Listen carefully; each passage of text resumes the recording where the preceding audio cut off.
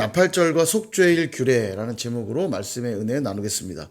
지난 아마 목요일, 그 다음에 오늘 새벽 이틀 동안 제사와 절기에 대한 이야기들을 쭉 봤어요. 제사와 절기만 나왔다면 어려워요. 그죠? 맨날 보는 것 같은데도 읽다 보면 뭔 말 하는 건지, 뭐 양 몇 개, 뭐 소 몇 개, 뭐 계속 같은 얘기 하는 것 같고 어려워요. 그래서 잘 들으시면 쉽게 정리를 제가 딱 해드릴게요. 자, 오늘도 절기와 제사에 대한 얘기인데 정리를 좀 해드리면 이렇게 정리하면 간단합니다. 민수기 28장과 29장은 제사와 절기에 대한 얘기들인데 원칙에 맞춰서 설명을 하고 있어요. 그냥 막 설명하는 게 아닙니다. 그 원칙대로 제가 설명드릴게요. 쉽게 이해 가실 거예요. 매일 드리는 제사가 있어요. 이름이 뭐게요? 예, 상번제라고 그러죠. 매일 드리는 제사 이름은 상번제. 제가 자꾸 이렇게 교육하는 이유는 성경을 다시 펴올 때 상번제를 만나면 친근해져요. 여러분 자꾸 성경을 친해져야 됩니다. 성경이 매번 새롭게 다가오는 것, 물론 낯선 은혜도 은혜인데요. 내가 지식이 없어서 낯설면 안 되고, 예, 늘 말씀을 대할 때 낯설어야 되는 거지. 이게 처음 읽어봐서 이런 말도 있었네? 예, 이러면 안 되고. 그래서 자꾸 제가 강조하는 거예요. 그러면 저번에 목사님이 설명해 준 그거네? 그러면 그 성경이 훨씬 쉽게 다가오고 더 깊이 들어옵니다. 예, 그래야 선생님이 좋아져야 성경이 재밌어져야 점수가 오르는 거예요. 아멘. 자, 매일 드리는 제사 뭐라고요? 상번제. 상번제는 오전에 한 번 드리고 오후에 한 번 드리는 거예요. 이건 매일 드리는 제사입니다. 상번제에 대해서 설명을 하고요. 그 다음 매주 드리는 제사가 있어요. 뭐냐면 안식일 제사입니다. 안식일 제사. 일주일에 한 번 드리잖아요. 매주 드리는 제사. 예, 안식일은 다 잘 아시죠? 그 다음에 매달 드리는 제사가 있어요. 매달 드리는 제사는 뭐냐? 초하루 제사. 예, 그 달의 첫째 날, 그러니까 그 주의 첫째 날이 안식일이라면 그 달의 첫째 날은 초하루. 초하루 제사를 드리는데 읽어보시면 제물의 양이 상당히 많습니다. 많이 드려야 돼요. 그만큼 중요하게 다룹니다. 그 다음 매년 드리는 제사가 있어요. 매년 드리는 제사 뭐냐? 6월절, 7.7절, 예, 여기까지 우리가 이제 봤고요. 그리고 이제 오늘 나오는 나팔절, 속죄일, 내일, 그러니까 다음 본문인 우리 주일 새벽에 보겠죠? 장막절. 예, 요렇게가 매년 드리는 제사예요. 예, 정리가 좀 되시죠? 특별히 여기 매년 드리는 제사를 좀 정리하면 6월절과 함께 기억해야 될 게 무교절. 6월절 저녁에 6월절을 지키면서 그 다음 날부터 일주일간 지키는 게 무교절이에요. 그러니까 6월절과 무교절은 같은 거예요. 그리고 7.7절은 아까 그 6월절 날 일주일간 지키니까 안식일이 반드시 한번 들어가죠. 안식일이 들어가는 그 안식일로부터 7주가 지난 날, 7주가 지나면 77에 49니까 49일이잖아요. 77 해서 7.7절이라고 부르고 49일 그 다음 날부터 지키는 절기 50일째 되는 날이라고 해서 오순, 순이 열이란 뜻이에요. 오순절. 그래서 6월절과 무교절이 같은 절기. 그 다음에 7.7절과 오순절이 같은 절기예요. 그리고 나서 그 다음 이제 지키는 절기가 초막절인데 초막절이 7월에 지키거든요. 근데 7월은 7자라는 숫자가 특별하잖아요. 그래서 7월은 초막절뿐만이 아니라 나팔절이 있고요. 7월 1일 날 지키는 나팔절, 7월 10일 날 지키는 속죄일, 대속죄일이라고 우리 공부했었죠. 속죄일. 그리고 7월 15일부터 지키는 7일간 지키는 초막절. 초막절은 장막을 치고 지킨다고 해서 초막절이라고도 부르고 장막절이라고도 부르고, 예, 요걸 기억하시면 됩니다. 예, 정리가 되셨죠? 다시 한번 하면 매일 드리는 상번제, 매주 드리는 안식일 제사, 매달 드리는 초하루 제사, 매년 드리는 6월절, 7.7절, 초막절, 나팔절, 속죄일. 예, 이렇게 제사들이 있다. 예, 정리가 딱 되시죠? 그 얘기를 28장, 29장 이렇게 쭉 이어서 하는 거예요. 예, 이렇게 알고 읽으면 쉽게 읽힌다. 그죠? 감동이 좀 있어야 되는데 정리를 딱 일타 강사. 자, 이렇게 정리를 하고 나니까 매일의 삶 속에 드리는 제사, 매주 드리는 제사, 매달 드리는 제사, 매년 드리는 제사가 있잖아요. 그럼 우리도 그래야 되지 않겠습니까? 그죠?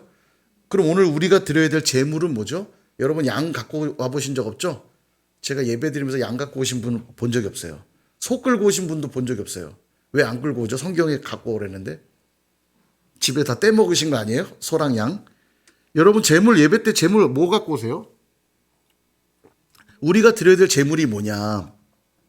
헌금이 아니에요. 헌금이 아니고 우리가 드리는 제물이 뭐냐? 예수 그리스도. 여러분, 예수 그리스도가 우리의 제물이에요. 오늘 찬양도 불렀나요? 오늘 안 불렀군요. 주의 보좌로 나갈 때에 어떻게 나가야 할까? 나를 구원한 주의 십자가, 그것을 믿으며 가네. 내 의가 아니라 예수님의 의로, 예수님의 보혈로. 여러분, 제사에는 동물의 피가 반드시 있어야 돼요. 어린 양과 소를 가져올 때 흠 있는 건 갖고 오면 안 됩니다. 흠 없는 소를 가져와서 안수한 다음에 내 죄가 전가되면 그 죄 때문에 동물을 잡아 죽일 때 그 흘리는 피가 죄를 사해 주는 거예요. 그럼 오늘도 우리가 죄가 있어서는 하나님께 나갈 수 없잖아요. 그러니까 제물 갖고 와야 되는데 여러분, 양이랑 소 안 갖고 왔잖아요. 근데 괜찮은 이유가 뭐예요? 우리의 영원한 제물 대신, 어린 양 대신 예수 그리스도의 그 피가 오늘도 그 예수님을 믿는 믿음이 내 죄가 예수님에게 전가되고 예수님이 십자가에서 흘리신 그 피가 나의 죄를 깨끗게 하는 거예요. 그 의로 오늘도 예배하는 겁니다. 그래서 오늘도 여러분이 들고 나온 제물은 뭐다? 예수님이다. 이거 잊으시면 안 돼요. 헌금은 뭐냐? 헌금은 그 은혜에 감사해 드리는 신앙 고백 같은 거예요. 헌금은 그런 겁니다. 자, 이 영적 의미를 반드시 기억하셔야 돼요. 그러니까 우리도 매일매일 드려야 될 제사가 있고요. 매주 드려야 될 제사가 있고요. 매달 드려야 될 제사가 있고 매년 드려야 될 제사가 있는데, 그 말은 어떻게 살아야 된다는 얘기냐면 매일 예수님의 이름으로 예배하고 기도해야 된다는 얘기고요. 매주 예수님의 이름으로 예배하고 기도해야 된다는 얘기고, 매달 예수님의 이름으로 예배하고 기도하고 매년 예수님의 이름으로 예배하고 기도해야 된다라는 거예요. 그게 맞잖아요.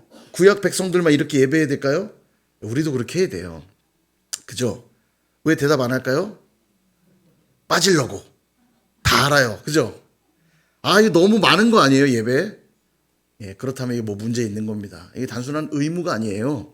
하나님이 나를 택하셨고 나를 구원하셨고 지금도 내 인생에 풍성한 은혜 베풀어 주시는 그 은혜를 생각하니까 하나님께 너무 감사해서 드리는 게 예배잖아요. 그런 신앙의 고백이 되어야 돼요. 아멘. 자, 그래서 오늘 이제 나팔절과 대속죄를 볼 건데요. 1절에 보면 일곱째 달에 이르러는 이렇게 시작을 합니다. 일곱째 달에 이르러는, 일곱째 달을 강조하는 이유가 있어요. 성경에서 7은 되게 중요한 숫자잖아요. 의미가 있어요. 이 일곱째 달이라는 게. 보세요. 매주 지켜야 되는 아까 제사가 있었죠. 매주. 안식일 제사. 안식일은 7일째 되는 날이 안식일이죠. 빛궁 땅, 해물 동안 6일 동안 창조하시고 7일째 되는 날 쉬셨잖아요. 안식일은 7일을 기념하는 날이에요. 그죠? 그 다음에 여러분 어제와 오늘 새벽에 계속 본 본문에 보면 제물을 드려야 되는 숫자가 대체로 7마리, 14마리, 7의 배수죠. 다 7과 관련된 숫자들이고요. 6월절을 지킬 때도 6월절 다음 날부터 일주일간 지키는 절기 뭐라고 그랬죠? 무교절. 무교절을 7일 동안 지키도록 되어 있고요. 77절도 6월절에 있는 안식일로부터 7주 지난 날이고요. 그죠? 그 다음에 오늘 새벽에 말씀에 나온 것처럼 아무 일도 하지 말라라는 명령들이 계속 나오잖아요. 읽다 보면 아무 일도 하지 말라, 노동하지 말라, 아무 일도 하지 말라고 하는 날, 아무 일도 하면 안 되는 날이 몇 번 나오는 줄 아세요? 7번 나와요. 신기하죠? 보세요. 무교절의 첫째 날 아무 일도 하면 안 됩니다. 성회로 지켜야 되고, 무교절의 7번째 날도 아무 일도 하지 말고 성회로 지켜야 돼요.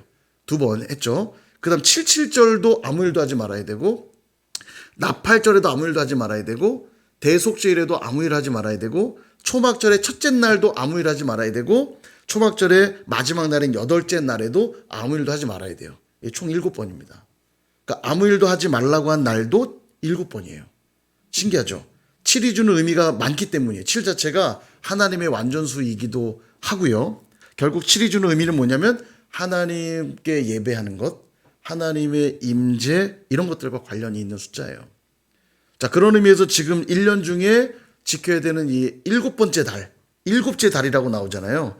7째 날을 히브리력으로 에다니몰이라고 하거든요. 에다니몰. 에다니몰. 이 에다니몰은 7번째 달이기 때문에 이들에게 되게 중요한 달이에요. 그래서 이들은 7번째 달, 이 에다니몰을 새해로 여깁니다. 한 해의 출발점으로 여겨요. 그러니까 유대인의 신년일인 거죠, 이 날이. 이 에다니멀이 이들에게 특별한 이유. 이 7월은 우리가 사용하는 태양력으로 하면은 대략 한 9월에서 10월경이에요. 그러니까 지금 우리가 보내고 있는 요때쯤입니다. 제가 전에 말씀드렸죠. 10월 첫째 주가 지금 초막절이어서 유대인들이 그 초막절을 절기 지키는 마지막 날 저기 팔레스타인 하마스가 넘어와서 인질 잡아가고 한 거잖아요. 그 초막절 마지막 날 춤의 축제 날 그 다 잡아간 거거든요. 10월 첫째 주가 초막절 주간이었어요. 그러니까 저희들의 추석 때랑 비슷해요. 이 초막절이. 그게 에다니멀이에요. 그러니까 대략 한 10월경이라고 생각하시면 되겠습니다. 10월경. 10월경. 자, 기억하시고 제가 7월, 10월 막 얘기하면 헷갈릴까 봐 설명을 드린 거예요. 에다니멀이 되면 그러니까 우리로 하면 지금 이 추석 때쯤이 되면 유대인들은 포도 열매 거두고 그다음에 감람나무 열매 거두고 이 수확을 하면서 기쁨을 누립니다. 우리가 오늘 감나무 딴 것처럼 수확을 누려요. 그리고는 10월에 뭐가 오냐면 비가 내려요. 이른 비. 10월부터 그 이듬해 3월까지가 우기거든요. 팔레스타인의 우기인데 계속 비가 오는 건 아니고 10월경에 비가 한번 오고요. 이게 이제 이른 비예요. 그 다음에 그 이듬해 3월에 비가 한 번 더 오는데 그게 늦은 비예요. 그러니까 성경에 보면 늘 이른 비와 늦은 비가 축복의 대명사로 나오는 이유가 뭐냐면 이 10월에 내린 이른 비와 3월에 내린 늦은 비로 한 해 농사에 사용할 물을 이 물을 사용하는 거예요. 그래서 유대 지방에 가면 와디라고 하는 협곡을 통해서 물 저장 탱크를 만들고요. 이렇게 동굴 같은 데다가 비가 내리면 와디의 그 협곡을 통해서 물을 모아요. 그래서 그 물을 이용해서 농사도 짓고 생활을 하는 겁니다. 물이 되게 부족한 땅이에요, 이 땅은요. 그러니까 부족한 땅에 내리는 그 이른 비와 늦은 비는 생명수예요, 생명수. 그러니까 이들이 이 에다니몰이 되면 곧 내리게 될 이른 비를 갈망할 수밖에 없죠. 7월에는 그 비가 내리는 달이에요. 그래서 이 에다님이란 말 자체도 물이 넘쳐 흐르다 이런 뜻이거든요. 그러니까 에다니몰이라고 이름 붙인 게 이때는 비가 오는 달이다. 이런 의미가 들어있는 거죠. 그러니까 한편으로는 그동안 농사지은 과일의 수확들, 포도 열매, 감람나무 열매를 거두면서 기쁨을 누리고 또 하나님이 이후에 우리 삶을 풍족하게 해줄 이른 비를 내려주는 달이 몇 월 달이라고요? 7번째 달. 에다니몰이라는 거예요. 예, 그러니까 하나님이 복을 부어주시는 은혜의 달이죠. 그죠? 그래서 이때를 새해로 삼거든요, 유대인들이. 이 7월에 특별한 절기를 명하세요. 이제 새롭게 시작하는 이 달에 총 3가지 절기를 이야기하시는데 7월 달에 아까 말한 대로 나팔절, 속죄일, 초막절 이렇게 3가지인데 오늘은 이제 2가지 보는 거예요. 먼저 나팔절. 7월 1일이에요, 나팔절이. 이 날이 되면 아무 일도 하지 말라 라면서 나팔을 붑니다. 나팔을 불면 말하자면 새해가 선포되는 것이고 이때 제사를 드릴 때 나팔절에 대한 제사를 드리는데 나팔절에 관련된 제사만 드리는 게 아니라 7월 1일이니까 뭐가 해당되죠? 7월 달에 그 달의 제사가 되죠. 첫날, 우리로 하면 첫날 새벽 소원 예배. 그죠? 예. 그리고 그날 하루에 드려야 될 예배가 또 있겠죠? 상번제. 그러니까 7월 1일은 상번제 당연히 드려야 되고요. 그 다음 그 달의 첫날이니까 초하루 예배 드려야 되고요. 그리고 그날은 나팔절이니까 나팔절 제사를 드려야 돼요. 이해되시죠? 그러니까 뭐 예배를 왜 자꾸 드려? 그렇지가 않아요. 하나님이 정해놨으니까 그렇게 드려야 돼요. 그래서 때로는 간편한 게 좋은 게 아닌 거예요. 그러니까 간편하게 한 번에 퉁치자. 예, 그렇게 예배하면 안 돼요. 상번제는 상번제로의 의미가 있는 것이고 초하루 예배는 초하루 예배가 있는 것이고 또 나팔절은 나팔절의 의미가 있는 거죠. 그래서 그때 소제도 드리고 전제도 드리래요. 즉 온전한 감사, 헌신, 충성의 예배를 드리는 거죠. 그날이 바로 나팔절입니다. 그렇게 한 해를 시작하는 거예요. 2번째 지켜야 될 절기는 뭐냐면 속죄일입니다. 자, 7절에 보니까 속죄일은 언제냐면 7째 달 열흘날, 그러니까 7월 10일. 7월 10일이 되면 너희가 성회로 모일 것이요 심령을 괴롭게 하며 아무 일도 하지 말라. 예, 아무 일도 하지 말라 이 말을 나오면 하나님께만 집중해라 이렇게 이해하시면 돼요. 다른 거 좀 관심 끄고 하나님께만 집중해라. 하나님만 예배해라. 하나님의 임재 가운데 머물러라. 이렇게 이해하시면 돼요. 자, 그런데 대속죄일이 되면 뭘 하냐면 대제사장이요. 백성들의 모든 죄를 대속하기 위하여 동물의 피를 가지고 지성소에 들어가요. 그리고 언약궤 앞에서 속죄소에 그 피를 부으며 백성들의 죄를 대속하는 날인 거죠.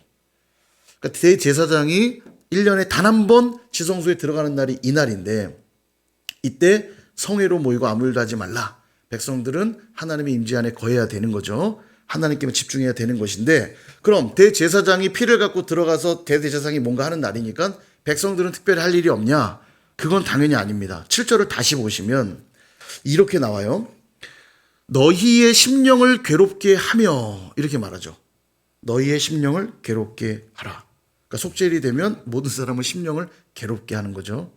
자기를 막 자책하고 책망하라 그런 뜻이 아닙니다. 이 말은요. 괴롭게 하다는 말이 뭐냐면 그 원어의 뜻이 억압하다, 복종시키다 이런 뜻이에요.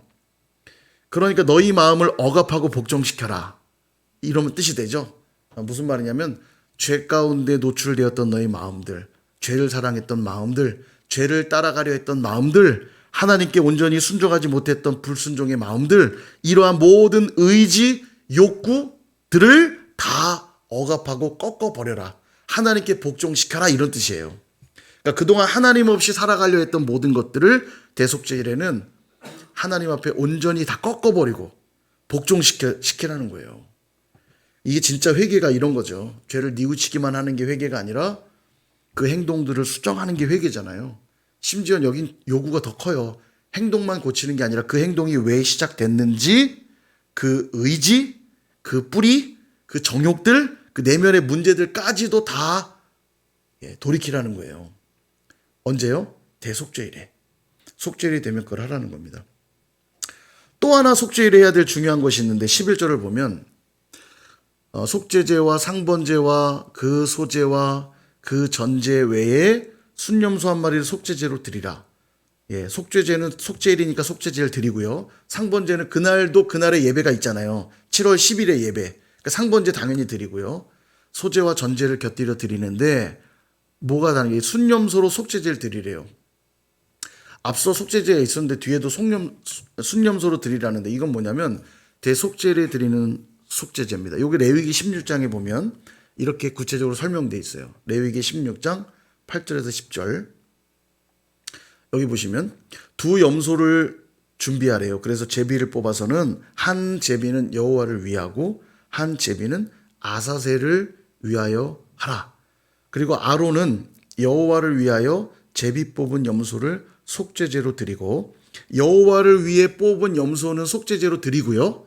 아사셀을 위하여 뽑은 염소는 10절 산채로 여호와 앞에 두었다가 속죄하고 아사셀을 위하여 광야로 보내라. 아사셀이 어떤 존재인지는 정확히 몰라요. 뭐 사탄이라고 해석하기도 하고 하는데 의미는 정확히 모르지만 어쨌든 광야로 떠나 보내는 염소예요. 그러니까 대속죄일이 되면 염소를 2마리 준비해서 한 마리는 하나님께 속죄 제사로 드리고 한 마리는 광야로 떠나 보내는 거예요. 죄를 다 지워서. 그러면 이 염소는 그냥 어떻게 죽는지 몰라요. 잡아먹히든 절벽에 떨어져 죽든 굶어 죽든 몰라요. 그 죄값을 지고 그냥 가는 거예요. 이게 아사셀의 염소거든요. 속죄일에 이걸 하라는 거예요. 뭘 의미할까요, 이건요? 아사셀의 염소 역시 예수님을 다 예표하는 겁니다. 예수님이 우리의 죄를 다 짊어지고 가신 거예요. 그 죽음과 고통의 자리로 가신 겁니다. 그러므로 이제 우리도 회개했다면 우리를 올가매는 모든 죄에 대하여 이미 용서를 받은 것이므로 역시 멀리 떠나 보내야 돼요. 여러분 종종 과거의 죄에 매여서 벗어나지 못하는 분들이 있습니다. 근데 그렇지 않아요. 우리 예수님이 나의 죄를 용서해 주셨잖아요. 어떤 죄들을 용서해 주셨냐면 과거의 나의 모든 죄들, 현재의 나의 모든 죄들, 미래에 짓게 될 죄들까지도 용서해 주셨어요. 믿으십니까 여러분? 믿으시길 바랍니다. 왜냐하면 예수님의 그 속죄는요. 시간과 공간에 제약받는 대속의 역사가 아니에요. 2000년 전 그때 당시에 살던 사람만을 위해 죽으신 게 아니라 인류의 모든 역사, 시간과 공간을 뛰어넘어서 여러분 보세요. 하나님에게 아브라함은 죽은 존재일까요? 산 존재일까요? 하나님 앞에 아브라함은 살아있을까요? 죽어있을까요? 살아있죠. 우리에게는 죽은 존재죠. 그게 우리가 시간에 매여 있기 때문에 그래요. 근데 하나님은 시간을 초월해 계시기 때문에 지금도 하나님 앞에 아브라함은 살아있어요. 그러니까 하나님은 아브라함에게 산자의 하나님이시래요. 하나님이라고 성경이 말하죠. 예수님의 죽으심도 동일해요. 그때 당시에 살던 유대인들만을 위해서, 이방인들을 위해서 죽으신 게 아니라 모든 인류, 시간과 공간을 뛰어넘어 그분의 대속이 다 적용되는 겁니다. 그러니까 과거의 죄, 현재의 죄, 미래의 죄까지도 우리 다 용서받은 거예요. 믿으시길 축복합니다. 예. 그러면 막 죄 짓고 살아도 되겠네? 요게 이제 구원파예요. 구원파. 나 구원받았으니까, 죄 용서받았으니까 막 죄 져도 상관없겠네?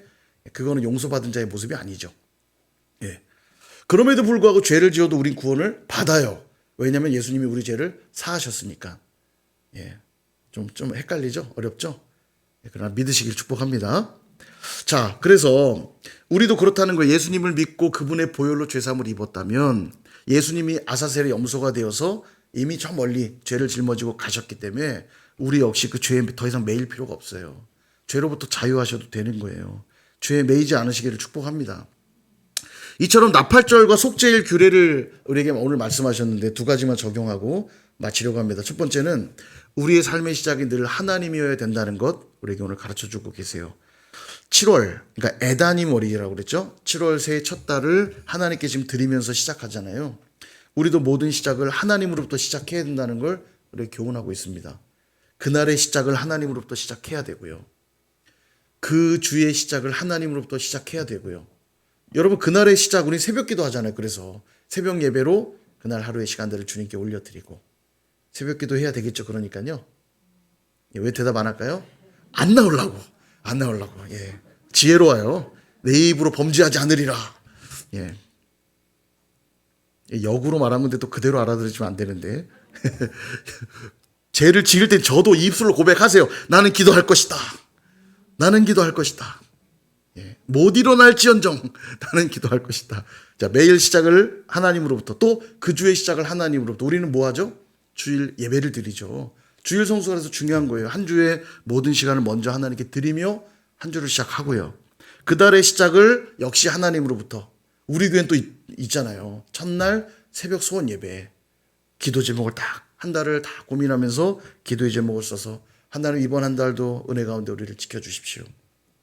또 그 해의 시작을 하나님으로부터 우리 송구영신 예배 드리잖아요. 그죠?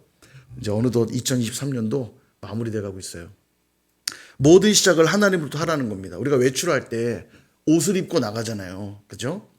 성격, 그 외출하는 성격에 맞게 옷을 입습니다. 저도 오늘 예배 후에 이제 장례식장 가려면 장례식장에 맞는 복장을 입고 가야 되잖아요. 조문할 수 있는 복장. 그죠? 결혼할 때는 결혼식장에 맞는 복장을 입어야 되고요. 학교 갈 때는 뭐 교복을 입어야 되겠죠. 그리고 그 옷을 입으면 그 옷에 맞는 행동을 할 거 아닙니까? 교복을 입으면 학생답게 행동하게 돼 있고 장례식장 가면 조문 개구로서 그죠? 슬픈 표정으로 상대를 위로하며 결혼식장 가서는 기쁨으로 축하하며 그죠? 결혼식장 옷 입고 장례 통곡하면 안 되고 장례식장 가서 결혼식 복장으로 가면 안 되잖아요. 그죠? 그것처럼 우리 매일의 삶 속에 매주의 삶 속에 매달의 삶 속에 매년의 삶 속에 우리가 입어야 될 옷이 있는데요. 바로 예수 그리스도로 옷 입으셔야 돼요. 그분으로 생각하고 그분으로 말하고 그분으로 행동하고 그럴 때 우리 삶은 가장 복된 삶이 될 줄 믿습니다. 두 번째 교훈은 말로만 하는 헌신은 없다는 거예요. 여러분 잘 읽어보시면 노동하지 말고 아무 일도 하지 말라 이렇게 말하죠. 쉼의 의미도 있습니다만 여기에 담겨있는 또 다른 의미는 그날의 노동을 쉰다는 건 손해가 있다는 얘기예요. 남들 일할 때 일을 하지 않으면 그만큼 수입이 줄 거 아닙니까? 그죠? 세상 사람들 말로 하면 대목 아닙니까? 쉬는 날 대목이잖아요. 손님도 더 많이 올 수 있는 날인데 만약 쉰다면 그만큼 손해를 감수해야 돼요. 노동만 쉬는 게 아니라 열심히 재물을 드리래요. 재물의 양들이 되게 많아요. 재물의 양이 이렇게 많은데 그러니까 계산하다 보면 주판을 튕기다 보면 예배할 수 있어요 없어요? 예배하기가 어려워요. 시간도 아깝고 물질도 아깝고 그러니까 주일 성수하는 게 힘들고요. 선교하는 것이 어렵고요. 헌금하는 것도 어렵고 봉사하는 것도 어렵습니다. 그래서 여러분 이 아무 일도 하지 말라고 하는 명령은 믿음을 요구하는 명령이거든요. 누가 이 하루의 시간을 다 드릴 수 있을까요? 손해가 난다 할지라도 하나님이 채워주실 거야 라고 하는 믿음을 가진 자. 그런 사람만 할 수 있는 거예요. 예전에 제가 아는 분이 자기 인생의 11조를 드리겠다고 대기업 좋은 회사 잘 다니다가 과장인데 딱 정리하고 선교지 6개월 가서 가족들 다 데리고 선교지 6개월 가서 살다가 왔어요. 주변에서 다 이 사람 뭐라고 그랬을까요? 밑자로 시작하는 거 그거. 예, 제가 여기서 얘기하기 어렵고 도레 예. 망했을까요, 이분? 어떻게 됐을 것 같아, 이분의 결론은. 좋은 회사 때려치고 네가 정말 돌았구나. 레도 아니고 파도 아니고 쳤구나. 그런 거 아닙니까? 그런데 망하긴 뭘 망합니까? 이후에 자기가 하고 싶은 일을 다시 쫓아서 하면서 지금도 행복하게 잘 살고 계시거든요. 예. 여러분 누가 풍성하게 헌금을 드릴 수 있을까요? 당장은 이 헌금을 드리다 보니까 내가 누릴 수 있는 금액이 줄긴 하겠지만 내가 정말 필요할 때 하나님이 나의 필요를 채워주실 것을 믿는 자만 드릴 수 있는 거예요. 예, 그래서 이 믿음의 문제라는 겁니다. 이게요. 고 이어령 교수님, 한국의 지성이라 말하는 이어령 교수님 돌아가셨죠. 이분 따님이 목사님이잖아요. 이민아 목사님. 이분이 쓴 하늘의 신부라는 책에 보면 이분의 그런 간증이 나와요. 미국에 있을 때 이야기죠. 미국에 있을 때 추수감사 주일 때 이제 특별 새벽기도 참석하려고 아마 이사를 한 지가 얼마 안 된 상황인가 봐요. 그래서 시댁에 예배를 참석하려고 2주간 다녀왔는데 이사한 집에 돌아와 보니 금고가 털린 겁니다. 근데 금고 안에 뭐가 들어있냐면 거기에 이제 결혼할 때 받은 폐물들, 현금도 좀 있고 그 다음에 뭐 여러 중요한 문서들 이런 것도 있었고 보험 뭐 관련된 서류들 뭐 이런 것들이 또 시민권도 있었고 정말 이제 다 털린 거예요. 위험해진 거죠. 남편이 이사 온 지 얼마 안 돼가지고 아직 보험 계약서, 그러니까 아마 이제 도둑 맞고 그런 거에 대비해서 이제 보험도 들고 그러는 모양이에요. 보험 계약서가 아직 오지도 않았는데 이사 온 지가 얼마 안 돼서 이거 벌써 이렇게 털려버렸으니까 우리 큰일 났다, 망했다, 난리 났다. 근데 이제 이민아 목사님이 자기는 너무 좋았다는 거예요. 왜 좋았냐면 특별 새벽 기도 기간에 일어난 일은 나쁠 수 없다. 그런 믿음이 생기더래요. 내가 하나님을 기도하고 예배하다 벌어진 일인데 이게 나쁜 일이 아닐 거다. 그런 믿음이 들었다는 거예요. 그러면서 찬양이 나오더래요. 내가 매일 기쁘게 순례 얘기를 행하면 찬양이 나오더래요. 그 얘기를 듣고 이 찬양을 보니까 이 가사가 진짜 그래요. 내가 매일 기쁘게 순례 얘기를 행하면 매일매일의 삶이 순례 얘기라 고백하는 이 고백이 참 귀하다 싶어요. 그렇게 찬양을 부르고 있었는데 일주일 뒤에 보험회사에서 전화가 걸려왔답니다. 와서는 현금과 보석은 보상이 안 된대요. 예, 보상이 안 된다고 하더니만 그렇지만 보험증권을 한 달이나 늦게 보내줬대요. 그래서 이 부분은 자기들이 실수한 게 맞기 때문에 이번만 예외로 모든 현금과 보석을 다 보상해 주겠다고 하더라는 거예요. 그래서 다 보상을 다 받았다는 거예요. 여호와 일의 하나님 아니십니까? 예, 우리는 알지 못해요. 우리 앞에 어떤 일들이 벌어질지 알지 못하지만 예, 어쩌면 새벽기도 그 특별 새벽 예배 안 가고 집에 있다가 강도를 만나서 죽었을지도 몰라요. 그죠? 그 금고 하나 털렸으니 다행이지 같이 집에 있었으면 어떤 일이 벌어졌을지 알았겠어요. 그죠? 다 털려서 큰일 난 것 같았지만 하나님은 더 특별하게 예배하셔서 채우시는 모습들을 보게 됩니다. 이게 믿음의 그리스도인들의 모습 아니겠어요? 오늘도 내 삶에 손해가 있을지언정 어려움이 있을지언정 하나님을 선택하는 그 믿음, 그리고 하나님은 그런 자들을 외면하지 않고 포기하지 않고 버리지 않고 채우신다고 하는 이 믿음. 사랑하는 여러분, 우리는 그날 그때 주시는 은혜를 힘입어 살아가야 되는 자들입니다. 믿으십니까? 음식을 먹을 때도요, 조금만 지난 건 상하잖아요. 그러니까 냄새 맡고 상했나 안 상했나 확인하고 음식 먹죠. 왜요? 먹으면 탈나니까. 여러분 몸은 소중하잖아요. 우리 육신을 위해서도 이 음식이 상했나 안 상했나 잘 보관하고 날짜 지난 건 버리잖아요. 아깝다고 먹는 분 계세요? 내가 설사를 하면 할지언정 먹고야 말겠어. 내가 이 만든 음식 아까워서 어떻게 버려? 그런 분 없죠? 드시나 봐요. 대답들 안 하죠. 저는 날짜 지난 거 물론 많이 먹고 컸는데, 그러니까 상한 걸 얘기하는 거예요. 날짜 지난 게 아니라 상한 거. 상한 음식, 아깝다고 먹는 일이 없는 것처럼 우리의 영혼도 마찬가지입니다. 우리 영혼의 양식을 위해서 늘 신선한 은혜를 사모해야죠. 그죠? 왜 옛날 은혜만 늘 기억하며 살까요? 그때가 좋았지, 그때가 좋았지. 옛날만 그 뽕 뽑아서 다 상하고 내 삶에 아무런 영향도 주지 못하는 그 옛 기억만 늘 소환하면서 살아가는 성도님들이 계세요.